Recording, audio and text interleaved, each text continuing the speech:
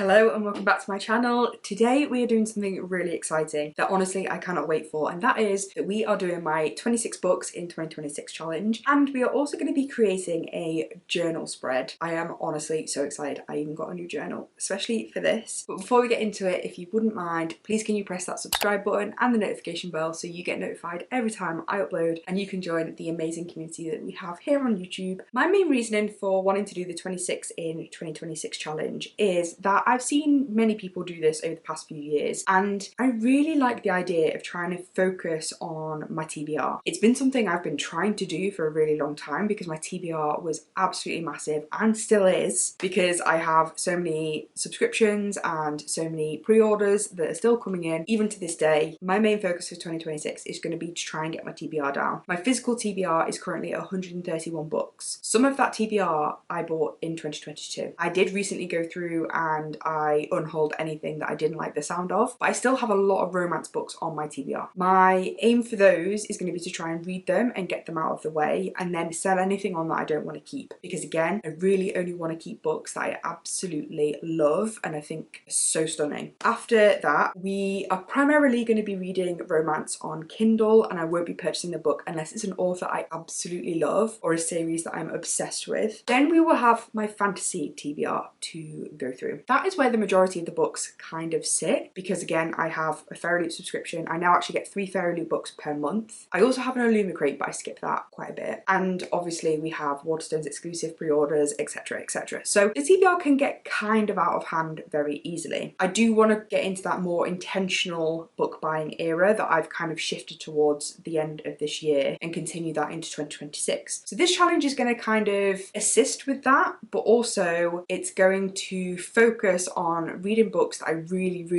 want to read on my TBR and getting them read in 2026. I will of course have other challenges alongside this one. This is just going to be kind of like a slow going challenge throughout the year, but the books that I picked for this challenge are primarily books that I really wanted to read this year but I never got around to, or books that are new releases for next year that I'm really excited about because they're a favourite author or because I just really like the sound of it. So we're going to go through each of them individually and I'll explain why I picked them. But then also at the kind of later end of this video, I will actually be setting up a journal spread to track this challenge. Now, this year, 2025 was the first year that I tracked my reading in a reading journal. I love a journal, I love a notebook, I love anything like that. But because I have ADHD brain, I tend to kind of not stick to tracking things or doing things. However, 2025 has been a year of shocks because I have actually tracked my reading every day throughout 2025 since I got this journal. Now, this is kind of like a pretty basic journal in that it has just a kind of like basic review page. There is a page for scrapbooking if you want to, but I kind of stopped doing that very early on in the year because it took a lot of effort. So most of the time they have blank pages. The one thing I absolutely adore about this journal is that I can track the pages that I read every day, because that is something that, I don't know, just tickles that little itch in my brain for some reason, and I absolutely love it. I obviously created my little 75 booked journal spread in here for the challenge, which I absolutely adore actually, but this journal kind of wasn't doing it for me and I didn't want to repurchase it in 2026. So I went one step further. I actually found this company on Etsy and I'm actually obsessed. So Quirky Cup Co. reading journal. This is actually a 3-year reading journal. I am quite literally obsessed with this thing. It is absolutely stunning. And this has kind of like different sections, so you can do your like bookshelf, you can do your reading goals for the year, and then it has sections for kind of quick reviews, so I can just pop in the books that I've read and a quick review. And then it does have review pages that are actually quite in depth and I really like it. So this is a 3-year book review, so it's got a roundup of every year, but it's quite simple in the way that it's set up. There aren't many opportunities for me to get really creative and create my own things in here. So I decided I would keep this as just a basic 3-year reading journal. At the end, where there are bullet pages after the review sections, I thought I would make kind of like trope buckets or genre buckets where I would put all of my reads in, so that as a creator I can use this as like a encyclopedia of all of the books that I've read for recommendations and things like that when people ask me. Where I actually have the review section, there are only I think about 60 review slots. I'm only going to do full reviews for books that I'm completely obsessed with and are like 5-star, or if it's a series that I think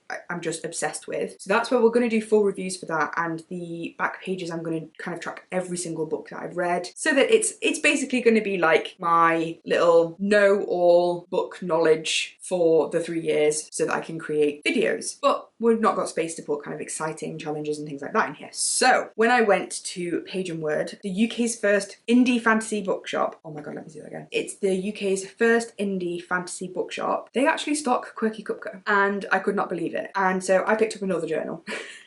This one, however, is completely and utterly blank. So I'm actually going to use this to do sort of like side challenges or things to track that are outside of my 3-year reading journal. Like I said, that journal is going to have very specific information in it, and this one's going to be sort of like more of a fun time. I'm going to be able to create whatever I want in here. And so the first page in here is going to be my 26 in 2026 reading tracker. We're going to create this later on in this video, but first let's go through the 26 books that I'm going to include in this challenge. There's so many books. I need to try and put them all down without dropping them. Oh my word. And I accidentally got face cream on Metal Slinger. Whoopsie. Okay, so these are in no particular order. This is just the 26 books on my list. I did a big list. Took me forever. I crossed loads out. Couldn't decide on what I wanted to do. So we've kind of gone with this, and hopefully you'll see the idea that I have in the way that I've picked them. Number 1 on the list is Fury Bound by Sable Sorensen. I read Die Bound this year and it was 5 stars. Absolutely insane. Obsessed. So I've pre-ordered the Waterstones exclusive of Fury Bound, which matches the one for Die Bound. Where is Die Bound? So it matches this amazing copy. My shelves look so bare because I realised how many of the books I chose for next year are my special editions that are on the shelf behind me. So ignore the empty shelves. But yes, first one will be Fury Bound by Sable Sorensen. Number 2, we actually have Metal Slinger by Rachel Schneider. I have had this, oh, I dropped it on the floor before and I accidentally curved the edge. Oh wow. That's what happens when you try and lift up this many books at one time. Don't do that at home.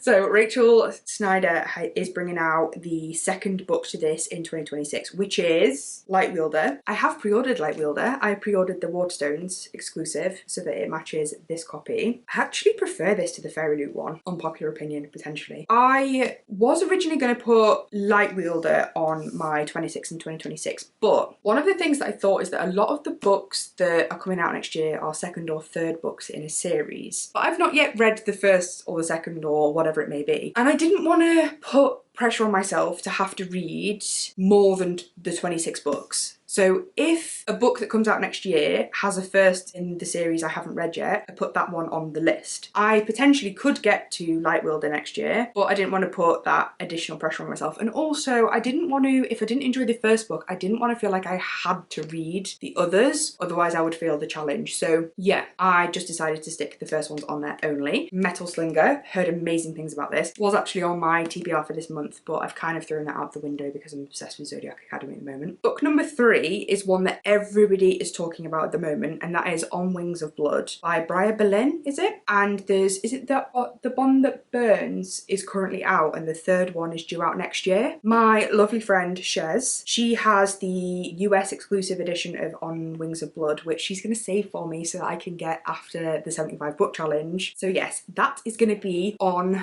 my 26 in 2026, and again, same as before, we may get to The One That Burns and the third one, but I'm not putting that kind of pressure on myself. Next we have Shield of Sparrows by Daphne Perry. This is a chunker, like it is actually massive. Book number 2 is Rights of the Starling. That comes out next year. Again, I pre-ordered the Waterstones exclusive because obviously that's what this is. I really need to take the sticker off. They're always so sticky and leave residue behind and I absolutely hate it. So I just haven't done it yet. I'm gonna read this one and see what I think. Again, heard amazing things. Next up we have an Elsie Silver book. I am so excited about this. This is gonna be the first book in the Emerald Lake series, which is, again, it's like she's got an entire universe where the Chestnut Springs, the Rose Hill, and what's the first one called? Can't remember what the first series is called, but they're all set in the same kind of universe and kind of like interlink in some ways. And Emerald Lake is another separate series, but again, part of that kind of like wider universe. And it's called Fever Dream and it's coming out in May, and I'm actually so obsessed. I actually really like this cover. It's grown on me. When I first saw it, I was like, I really don't like that, but it has grown on me. So I am super excited to read that one. Next we have Broken Dove by Danny Francis. This is book 2 to Silver Elite. I read Silver Elite this year and absolutely loved it. Like, was so obsessed with how good it was that I am honestly obsessed with this book. I have the normal hardback and I would actually potentially buy the normal hardback of Broken Dove because I wasn't overly keen on any of the special editions that were done for Silver Elite, but it is kind of like the spine has got something fancy to it. So I might actually break my tradition and buy the hardback for Broken Dove. But I'll see what I think. But yeah, I rated Silver Elite 4 stars. It was really good. I would highly recommend. Okay, so we have another romance book. I think this is the last romance book on here actually. This is In Her Own League by Liz Tomford. Now, I'm actually kind of disappointed in this cover, I can't lie. I think the Windy City series, like the covers are absolutely insane and I'm honestly obsessed with them. I kind of feel like the cover's a little bit disappointing. Obviously, I'm still gonna buy it because I'm obsessed with Liz Tomford and it is a Windy City series spin-off. So I'm excited to see where that goes. It's the first, so the female team owner of the baseball league, what's her name? It's her book and I'm not sure who the MMC is, I can't remember. It's been a while since I looked into it, but yeah, either way, it doesn't matter what it's about, I will get it because I'm obsessed with Liz Tomford, quite honestly. So the next book on the list is Watch Me by Tahira Mafi. I loved the Shatter Me series, absolutely loved it. And so when I saw that there was kind of like a spin-off series to that, I had to get it and I got the Fairy Loot version, I can't lie. Most of the books I own that are special editions are Fairy Loots because they're just in another league.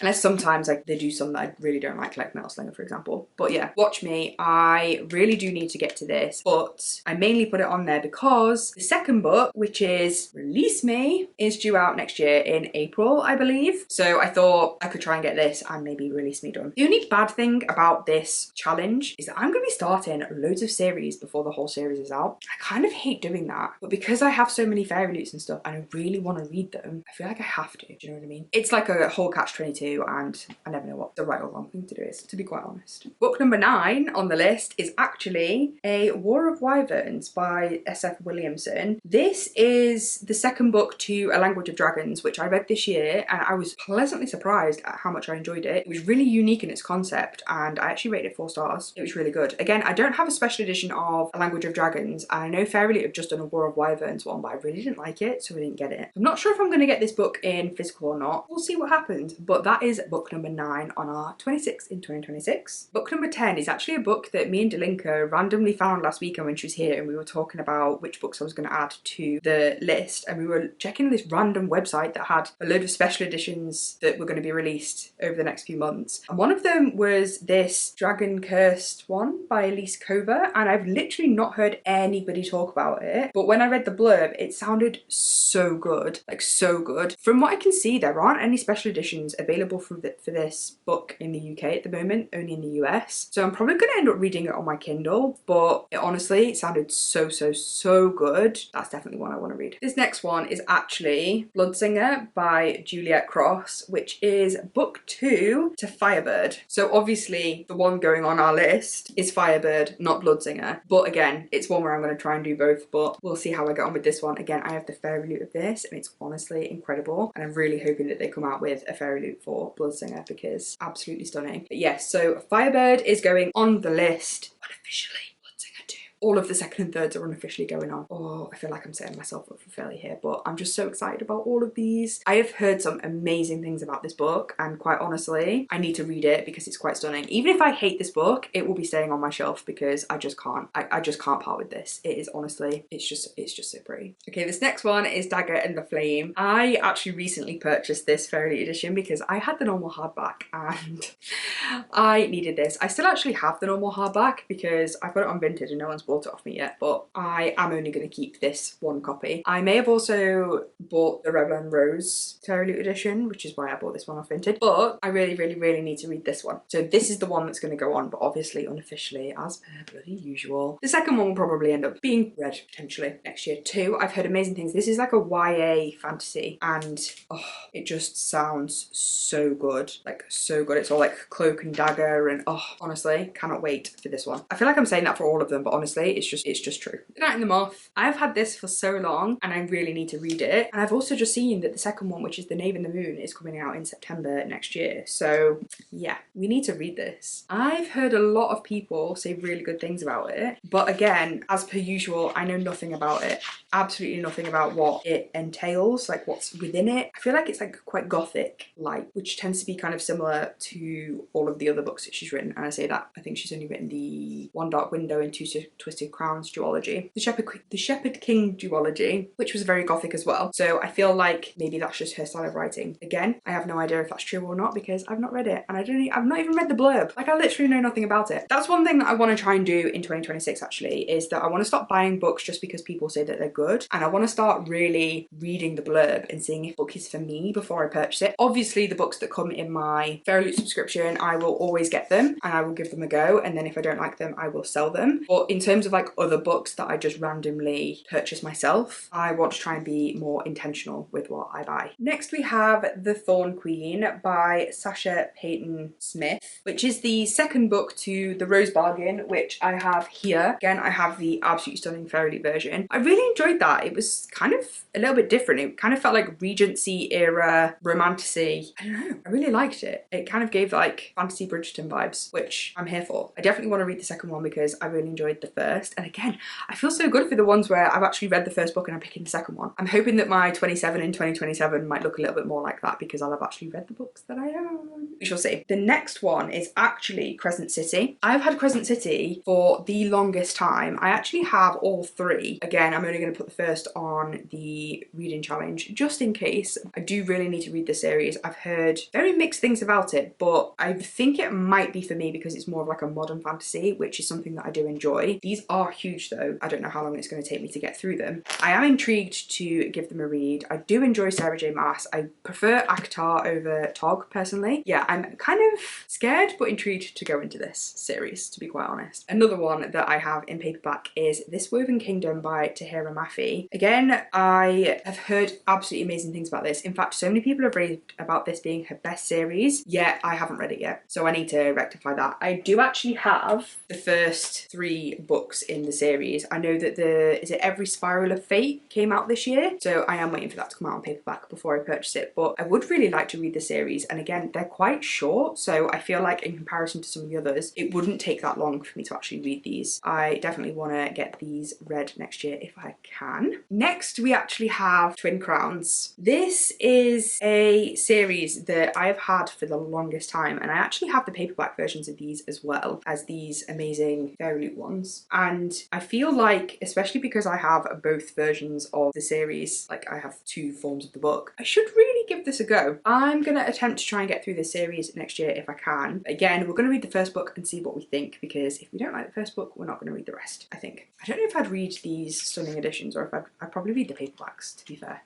Oh my god, look. Look how pretty they are. I've realised that this challenge has basically just become, let's read all of Ellie's Fairy Loots in 2026. Shoot me. I have a lot of Fairy Loots, okay? Just 9 more books to go. We're getting there. We're getting there. If you're still here, props to you. Right, Phantasma by Kaylee Smith. Oh, I got these this year and oh my god, they're absolutely stunning. I also have Enchantra, so yeah. I have heard amazing things about this. I think this is like a dark fantasy, but again, I have no idea what it's about. I've just heard amazing things. I wonder, is there any more books coming out in this, or is it just a duet? I'm gonna check.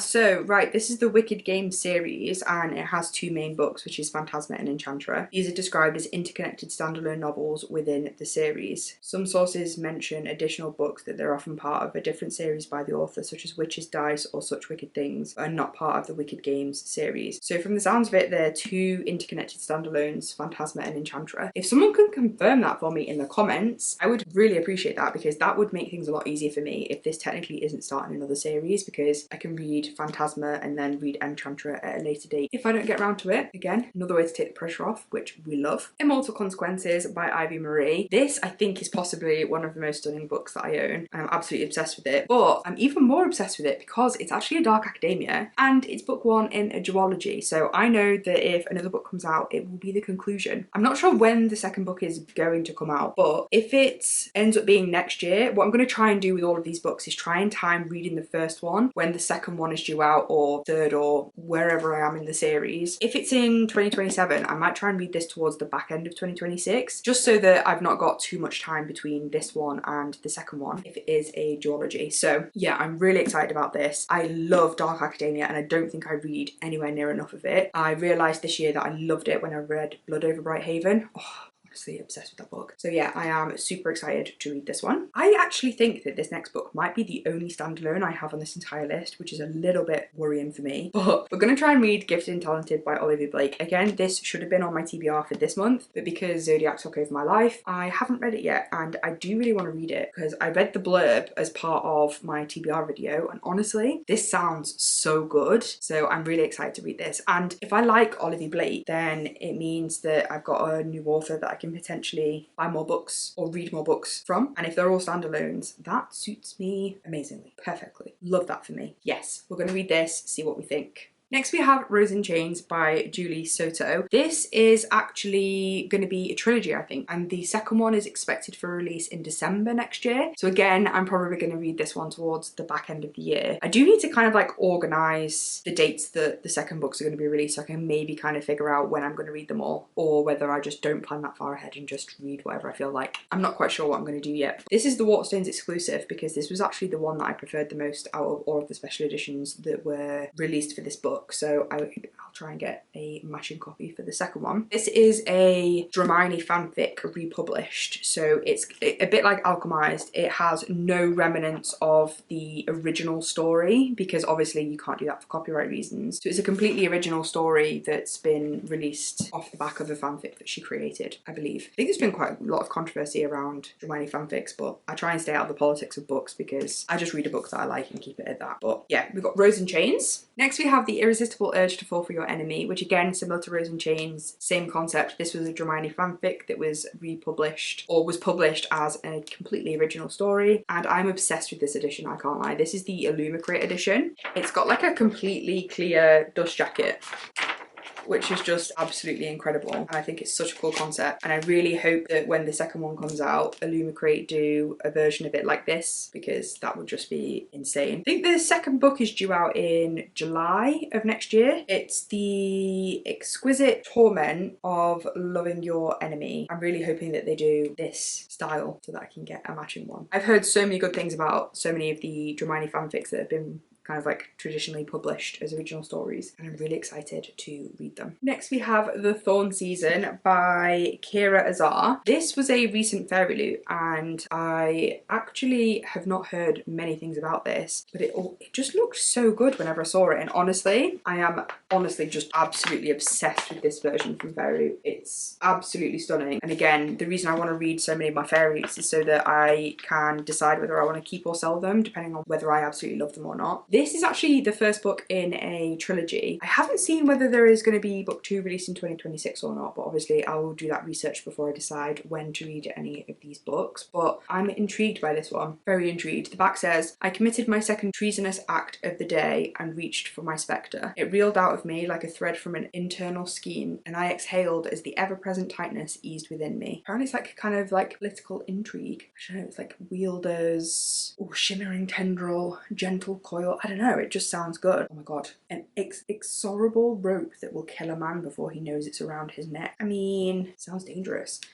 Love that. We then have Alchemy of Secrets by Stephanie Garber. I've read Caraval by Stephanie Garber and I've actually really enjoyed it. I'm yet to read Once Upon a Broken Heart. I do have it, so I'm obviously going to hope to read that in 2026, but we recently got Alchemy of Secrets in our Fairy Loot box and really intrigued by it. Apparently this is a standalone, but there is going to be a sequel written, which kind of doesn't make sense to me, but this is a TV adaptation being made for it currently, so I do kind of want to read it before that comes out in case I want to watch it. And it's quite small, like for a fantasy book, it's quite a small one. Yeah, I feel like it won't be that difficult to get through this. Next we actually have Crown Tide, which is the 4th book in the Lightlark series. Apparently this is the last book in the series, but I'm sure she said that there was another book coming after Crown Tide. We also have Grim and Oro, which is the kind of like companion novella that goes with the story. I am still yet to read this, so I probably will read this like before I read Crown Tide, but Crown Tide is the one that's officially going to be on the challenge because that is kind of like the next official book in the series. But yeah, we do need to read this one first. And I think Crown Tide's actually due to me in like, I think next week, because it releases in December. I'm pretty sure it's December. Maybe it doesn't come to me next week. I don't know when it's coming. Amazon said it was going to be soon. It's coming at the end of this year, so we're going to try and get that one probably done towards the start of the next year, because I can read this one and then Crown Tide. That might be one of the first actually. And last but certainly not least is Seven Deadly Thorns by Amber Hamilton. This is actually the Fairy Loot version. This isn't even the actual cover. This is just the naked hardcover.